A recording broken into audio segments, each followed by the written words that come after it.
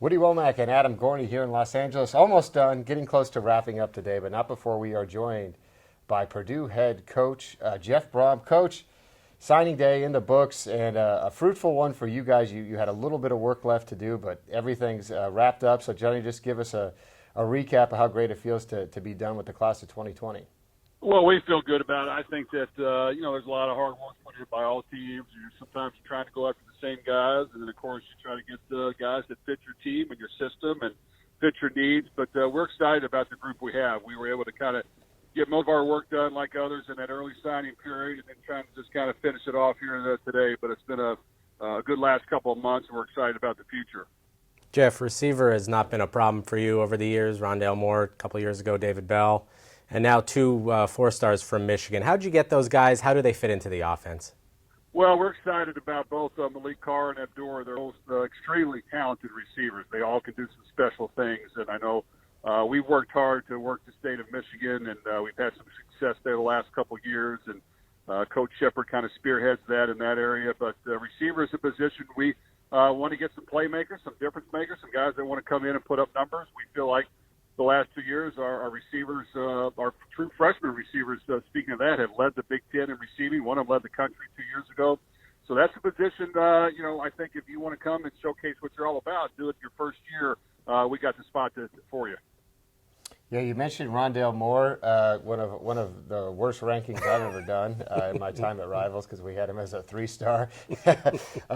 So you made us look bad there. So I know you don't pay super close attention to the star rankings, especially when you're evaluating. But who are some guys you think aren't getting enough pub in your class this year? Or maybe one or two guys you think really have a chance to make us look bad again. Well, you guys actually do a good job. We actually look at that, and we follow exactly everything you guys do. You study it, and you're on top of it. But I think that, we've got a quarterback in Michael Lamo that we feel pretty good about. He's got a big arm. He's actually athletic. He's played in a system that has been very ball control, where he's just kind of led his team. And I think if he gets in a wide-open offense, he can do some special things. Tariq Murphy's a running back from New York that we feel very good about. He's got some talent. He's got some toughness. And even though he's a little bit raw in certain areas, we think the ceiling is very high. And, of course, you talked about the receivers. I think on the offensive line, we feel like we improved our team, led by Gus Hartwig, who was in state. He went to the All-American game. He just got really good skills. He's pretty far along, and while he needs to gain a little strength like all young linemen, we really feel good about where he's at. And then, the linebacking crew we feel about, led by Ben Cruel. I think he's a guy that is big, he's strong, he's athletic. He plays basketball as well from Wisconsin. We feel like he'll be a good fit. And then, a couple of key guys in the secondary, probably led by Anthony in the background, in the backfield at safety, Antonio Stevens, who really has a lot of range, a lot of talent, and I think he will be a very good player. And then two guys up front, in Bryce Austin and Greg Hutchins, who I think fit exactly what we need. One guy's a big, strong guy in the middle, and the other guy's an athletic guy who's got some length and can grow into a very big individual as well, and all good kids, and I think they really fit what we're trying to do.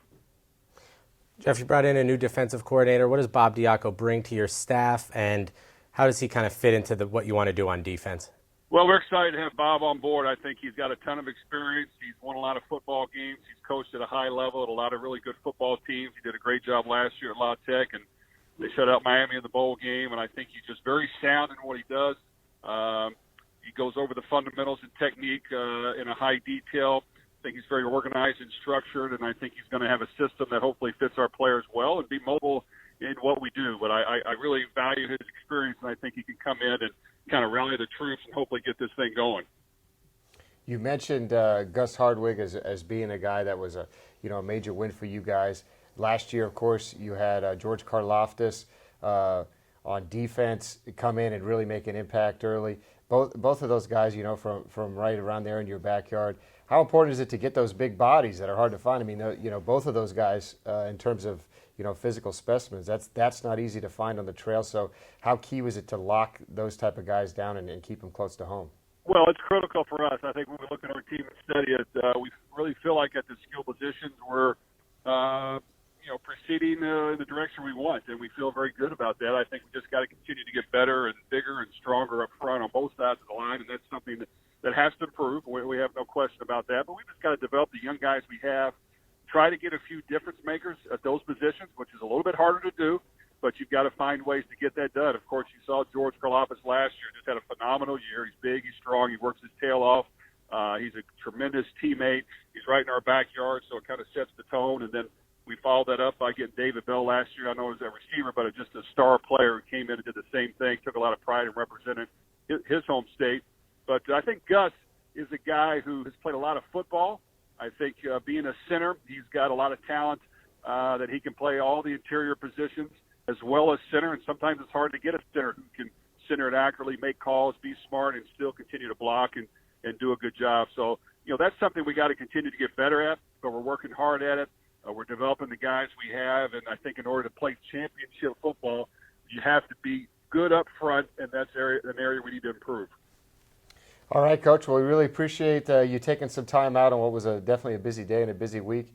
And best of luck as you get out there and start chasing those 2021s, because it's already started, and no time to lose when it comes to building next year's class. Okay, thanks, guys. You guys have a good day.